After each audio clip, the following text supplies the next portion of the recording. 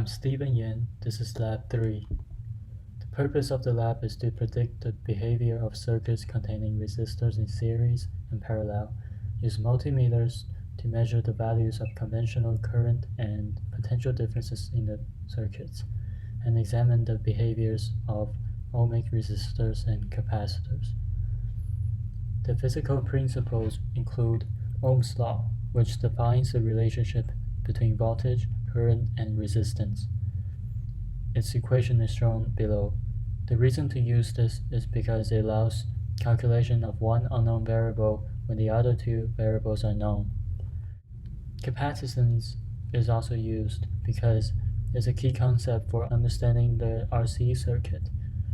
The loop rule states that the sum of all the electric potential differences around the circuit is zero. The reason to use this is because it allows the unknown voltage across a component to be easily calculated when the voltages across other components are known. The node rule states that the total current into a junction equals the total current out of the junction. It's used to easily calculate the current at a junction. Here's a brief overview of the results. The systems being studied include all the connected components for each circuit. The physical model includes circuits with components that are connected in series and in parallel, where multimeters are connected at different points in the circuit. This setup enables comparisons between properties of the two types of circuits. Also, an RC circuit is used. This setup can be used to study the charging and discharging of capacitors in an RC circuit. In the experiment, we assumed that the ammeter, voltmeter, capacitor, and battery are all ideal. Assume that the wires connecting the components have zero resistance.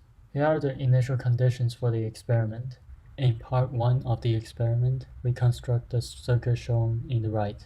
The predictions and actual readings of the current at point 1 and 2 are listed below. When we reverse the connection on one of the ammeters, the reversed ammeter should display negative 0.02, but it still displays positive 0.02. Next, we replace one of the ammeters with a voltmeter. The voltmeter reads 3 volts because this is the voltage across the batteries. The ammeter reads 0 amps because the voltmeter has infinite resistance, meaning the current in the entire circuit is 0. Next, we replace the voltmeter with a wire and use the voltmeter to measure the voltage across each of the regions indicated in Figure 8. Here are the results.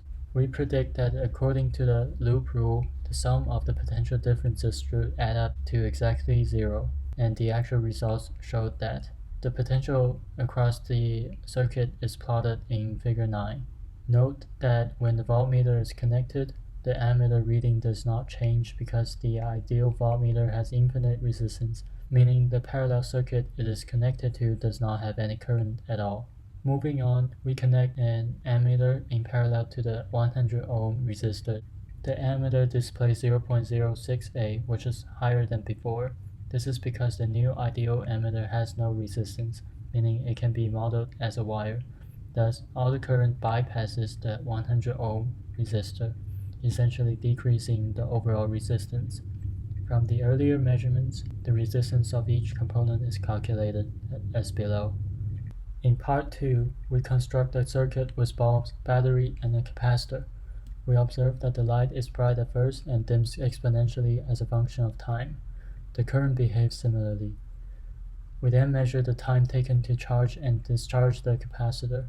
Here are the results. Next, we construct a circuit defined below. We'll then find the time constant RC of the circuit by measuring the voltage across the capacitor for around 20 seconds. By manipulating the equation for voltage of a capacitor as a function of time, we can plot the natural log of delta V over delta V naught and the time data, and the slope will be negative 1 over RC. The measurement shows that the slope is negative 0.166, meaning RC is 6.02. The calculation shows that RC should equal 6, which is very close to the measurement. We will now talk about the similarity and differences between data and model predictions. Since this lab is done entirely on simulation, it matches the prediction very closely. However, if the same experiment is done in real life, possible sources of error might arise. For example, real ammeters, batteries, and wires do not have zero resistance. Also, the capacitor might be affected by leakage current and the electric field from wires.